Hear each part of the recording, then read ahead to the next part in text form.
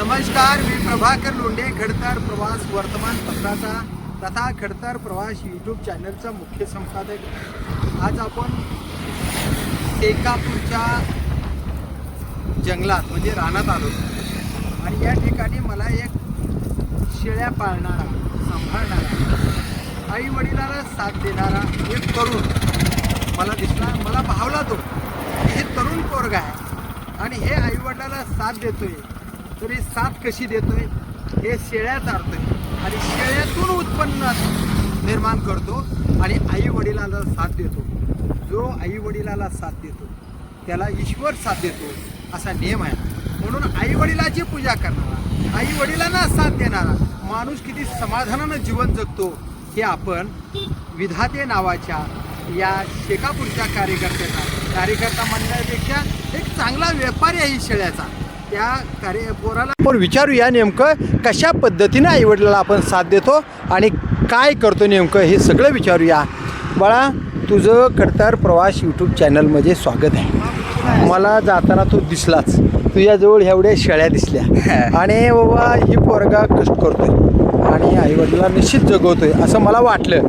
तर नेमकं काय कंडिशन आहे? नेमकं म्हणजे आता गरिबीतून मग आई वडील गरीब, मग त्याच्यातून विचार केला की हे तर करून बघू.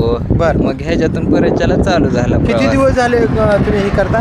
तरी अगोदर एक म्हैस होती, मग त्या एका म्हशीच्या दुधावर चालत होतं घर. बर. मग परतच्याला घर चालत होतं तर त्याच्यातून थोडे पैसे करून जमा केले. परत आता एका म्हशीपासून 4-5 म्हशी झाल्या, 2-3 गायी आहेत, वा वा. शेळ्या आहेत. एवढ्या शेळ्या किती आहेत? सगळ्या शेळ्या तरी असतील 35 असतील. 35 शेळ्या आहेत का? हो. मग 35 शेळ्याचे 6 महिन्याला किती उत्पन्न होत आहे? 6 महिन्याला. तरी तसा विचार कोण करतंय? कारण ह्यात बी लय फिरावं लागतंय पावसाळ्यात. आता हे अशा दिसतात पावसाळ्याच्या वेळेस मग यातली पिल्ले मारतात, परच्याला मोठे बकरे हे मारतात. मग त्यात पण भागवण्याची ताकद आहे की जिद्द ते तर करतो? आहेच की. हा.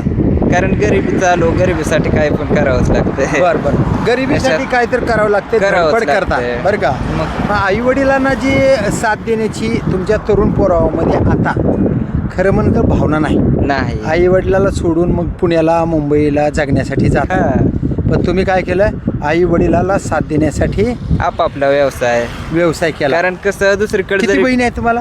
बहिणी नाहीत, भाऊ एक आहे बारका. भाऊ. वडील काय करत होतं म्हणलं? मग वडील दारू पित होत. दारू पित होतं. मग आता हे तुमचं कष्ट बघून माझं पोरग कष्ट करायलंय हा. आणि मला आधार द्यायला आहे. वडिलांनी म्हणून पण दारू सोडली ना? आता वडील बघतात मशीनचं, दुधाचं, त्यांचे ते व्यवसाय करतात. बरं. वडिलांचं नाव काय? नेताजी विधाते. बरं. मग त्यांनी त्यांचा व्यवसाय करतात दुधाचा. 4-5 म्हशी आहेत ही आपल्या शेळ्या आहेत. या हा. ही शेळ्या आहेत. ही आजी आहेत का? हो. हा. आणि आई काय करतात? आई घरी आहेत. बरं. हा.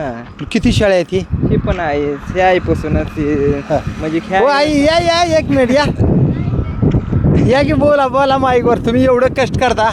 हा, या. ह्या आईनं सांगितलं की असं कर. हा. ह्याच्यातून परत चला होईल नीट कर. तरी महिन्याला म्हणजे 5-6 महिन्याला किती बकरी होत्या तुमच्याकडे? तरी होत्यात, पण त्यात काय नाही जगत्यात काय तर- जगत्यात करतात काय बाकी वेगळी झाली. मरत्यात. हो का? धंदा म्हणलं की काय लॉस असते, काय फायदा असते. पण तुम्ही किती बकरी तयार करता 6 महिन्यात? तरी होत्यात एक 5-6, 7-8 होत्यात. 7-8. हो. 8 म्हणजे एका बकरीची किंमत 8-10 हजार असते. हा. किती असते? 8,000, 10,000. आता बारीक मोठे बकरे बरे. असण्यावर. तर 6 महिन्यामध्ये 10 बकरे म्हणलं हा. तर सांदाई 60 हा. आहे की नाही? 60,000चं उत्पन्न तुम्ही 6 महिन्याला करता ना. गाईचं, म्हशीचं, दुधाचं वगैरे किती करता? दुधाचं काय महिन्याला होत असेल एक 15. बरोबर. या इकडे या. हा. तरी म्हशीचं होतंय 15,000 2 म्हशीचं. महिना. हा. त्यांचं म्हणजे की 20,000 तशी पगार होती, पण 5,000 खुराकाला येते. म्हणजे 15. महिना 20,000. हा. महिना 20,000 होती 2 म्हशीची. हा. त्यातले 5,000 खुराकाला म्हणजे गेले तर 15,000 मग आता 15 50चे 50. किती झाले? 1,50,000 झाले की. हा. 10 महिन्याचे. आणि 10. 15 दोन्ही 30. बघा 15 50 म्हणजे 1,80,000 रुपये दुधाचे. हा. आणि हिकडे 60,000. म्हणजे तुम्ही वर्षाला 2-2.5 लाखापर्यंतची बरोबरी करता, हा. आहे का नाही? झाले असते भरपूर, पण त्यात पप्पा दारू पित होते त्यावेळेस पण आता 10 रुपये होते, आता खर्च सुधारले. झाला. मग त्यावेळेस पण पैसे जास्त खर्च झाले, मग त्यांना वाचवून घेतलं. हा हा हा वाचून घेतलं ना, हा. वडिलाला वाचून घेतलं. वा रे पट्ट्या बा. बरं अजून काय सांगाल बरं तुम्ही तरुण पिढीसाठी तरुण की पिढीसाठी काय, वाया जाऊ नका, व्यसनाच्या आरी जाऊ नका, दारू गांजा पिऊ नका, हा, नीटनेटका आपापली लाईफ सुधारा. हा. आपण जर कष्ट केलं तर समोरचे म्हणजे की 4 माणसात बसायचे ताकद आपल्यापाशी येते, आणि जर कष्ट नाही केलं तर काय 4 समोरची माणसं रस्त्याने जाणारे म्हणतात ही काय असं म्हणजे की टपोरे आहे, आणि फुगार आपण तर आहे. बाबासाहेबांच्या विचारातली माणसं. हा. मग बाबासाहेबांनी सांगितलं, बाबासाहेबांनी एवढं म्हणजे हा. शिकलं तरी पण आता बाबासाहेबांनी किती केलेलं आहे आपल्यासाठी. हा. मग त्याचा पण म्हणजे की कोणी हे करत नाहीत की शिकतात, शिकले तर शिकायचं नाही तर बरं असं. तुमच्या वयातली पोरं दारू पिऊन वाया चाललीत बरं का, हा. आणि शाळा सोडून मुंबई पुण्याला चाललेत. जाते तुम्हाला तिथं काय जाऊन वाटलं? वाया, मग तिथं मुंबईला जाऊन वाया जाते. तिकडं दारू गांजा असं करतात, मग त्यातच वाया जात्यात. मग तुम्ही मग आई त्यात- वडिलांना सोडून गेला नाहीत. नाही नाही, हा हा हा आई वडिलांना सोडून नाही. जर पप्पा दारू पित होता आईला सोडावं तर परत आईचे पण वनवास, मग परत ह्या आईने तुम्ही सांगितलं आई वडिलाला वाचून घेतलं म्हणलं. हा. काय झालं वडिलाला? दारू पिऊन लिव्हर म्हणजे की खराब खराब झालते. मग डॉक्टरांनी सांगितलं होतं की वाचत नाहीत. हा. मग बघितलं असंच इकडे तिकडे चौकशी म्हणजे तुम्ही या पैसे- शेरडावर पैसे कमवून हा, वडिलाला वाचवलं. वाचवलं लोकांच्यात नोकरी राहिला नाहीत, स्वतःचा मालक आहेत, नाही. आणि बाबासाहेब आंबेडकरांचे विचार घेऊन स्वतःचा मालक बनला, पण लोकांचा गुलाम नाही बनला, नाही, है ना? कारण आंबेडकरांनी काय सांगितले हा. की दुसऱ्याची हमाली करण्यापेक्षा आपापल्या जिद्दीवर उभं तुमचे राहायचं. दात एवढे चांगले आहेत, मग- तुम्ही व्यसन बी करत नाहीत काय, नाही. है ना? हम्म. व्यसन करत नाहीत. काय काहीच सांगाल नाही. आपल्या पोरावाला सगळ्याच बाबासाहेब शिका, आंबेडकरांच्या अनुयायांना, आपल्या सगळ्या मागासवर्गीय लोकांना तुम्ही काय संदेश देणार? काय आपल्या पोरांना एवढंच की शिक्षण आहे तर शिक्षणाचा लाभ घ्या, शिका, आपापले विचार चांगले ठेवा, दारूच्या व्यसनाच्या आरी जाऊ नका. हं. जरी पण म्हणजे की तुम्ही जरी गरीब असाल तर गरिबीतून शिक्षण जर घेतलं तर पुढं काय तर नोकरी करा, नोकरी नाही करणं झालं तर आपापला व्यवसाय करा. वा वा वा. कारण कसं व्यवसाय ही व्यवसाय कोणता का असना, एवढंच की वाया जायचा व्यवसाय नसून वाया जाऊ नका, हा. आणि आपल्या घराला पण वाया जाऊ नका. वाया जाऊ देऊ नका. ती कोण आहे, तुमची आजी आहेत का? हो, आई. आजी आजी हा? हो, आईच आहे. आईच म्हणजे आजी असून आईच. आईच. आईची आई आहे का वडिलांची आई? वडिलाची आई. बघा आईला कसं साथ देत आहे. मला हा भावलेला एक चांगला छोटा कसं- स्वाभिमानी लहानपणापासून कष्ट व्यापारी केलं. आहे, लहानपणापासून कष्ट.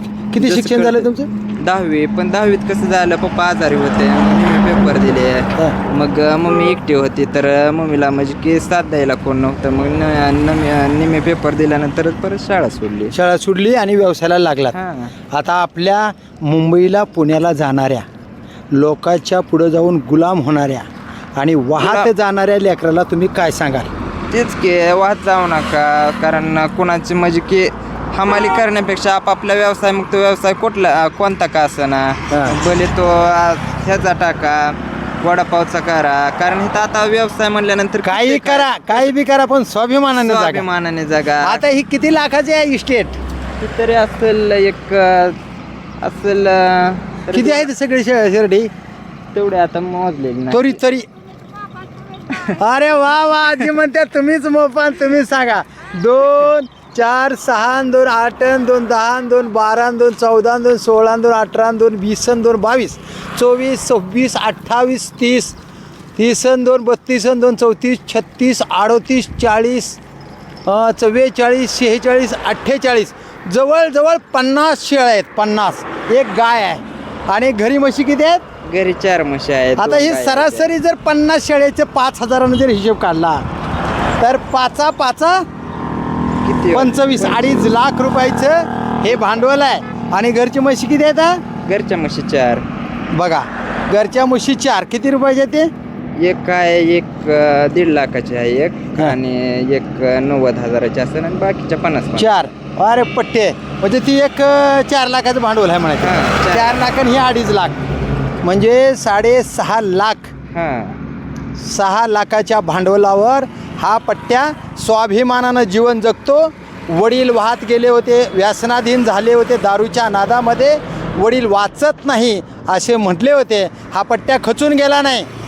शेरडं राखले, जनावरं राखले, जनावराचं दूध विकलं, वडिलाला वाचवलं, आई वडिलाला संकटात साथ देण्याचं काम केलं. वडील आता चांगल्या पद्धतीनं तंदुरुस्त आहेत, दारू प्यायचं बंद झालं आहे. आता आजीसोबत आईसोबत हा पट्ट्या व्यापार करतो आणि व्यापार करून आपलं कुटुंब स्वाभिमानानं जगतो. आणि डॉक्टर बाबासाहेब आंबेडकरांचा जो विचार आहे तो विचार घेऊन स्वाभिमानानं निर्व्यसनी जीवन जगून आपला उदरनिर्वाह चांगल्या पद्धतीनं कमवतो. जवळजवळ 6.5 लाख रुपयाची शेळं आणि जनावरं राखून किमान महिन्याला 50,000 रुपयाची गाठ करतो. महिना 50,000 रुपये, महिना 50,000 किती कमवतो? 50,000. महिना 50,000. नोकरी करणाऱ्या गुलामगिरीवर लात मारली ह्या पट्ट्यानं. शिक्षण कमी, आईवडिलाच्या आजारामुळं शिक्षण घेऊ शकला नाही. आईवडिलाची जर साथ असती तर हा जिद्दीनं निश्चितच वरिष्ठ अधिकारी झाला असता, हे खरं. पण आताही 50,000 कमवतोय.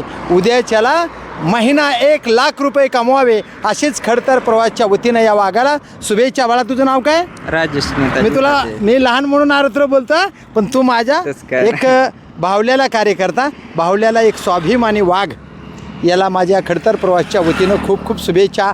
असंच तरुण पोरावाने घडा, आपल्या आई वडिलाला साथ द्या, कुटुंबाला घडवा आणि चांगला उद्योगपती बना, एवढीच अपेक्षा. धन्यवाद खडतर प्रवास, धन्यवाद शेकापूरकर, धन्यवाद धाराशिवकर. मी प्रभाकर लोंढे, खडतर प्रवास वर्तमानपत्राचा तथा खडतर प्रवास यूट्यूब चॅनलचा मुख्य संपादक. या चॅनलला सबस्क्राईब करा, शेअर करा, लाईक करा, बेल आयकॉनचे बटन दाबा, आपले विचार कमेंट बॉक्समध्ये नोंद करा. गरिबाला खचून जाण्याची गरज नाही, स्वतः आपल्या मेहनतीवर मोठं व्हावं अशीच कमेंट लिहा. धन्यवाद शेकापूरकर. जय हिंद, जय महाराष्ट्र. धन्यवाद धाराशिवकर.